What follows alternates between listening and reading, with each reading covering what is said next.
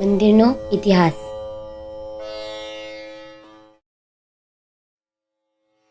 લોકવાયકા પ્રમાણે વર્ષો પહેલાં મારવાડમાં જહાજી ભીલ અને તેમના પત્ની વાલબાઈ કુળદેવીમાં ચામુંડાની ભક્તિ ભાવથી પૂજાપાઠ કરતા હતા.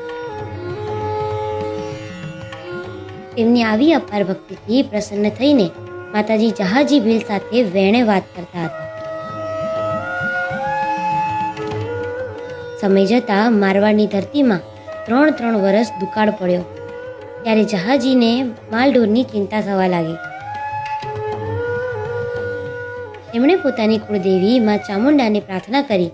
પરિણામે ચામુંડા માતાજીએ જહાજી ભીલના સ્વપ્નમાં આવીને કહ્યું કે તારી પત્નીને લઈને માલઢોર સાથે ગોહિલવાડ તરફ પ્રયાણ કર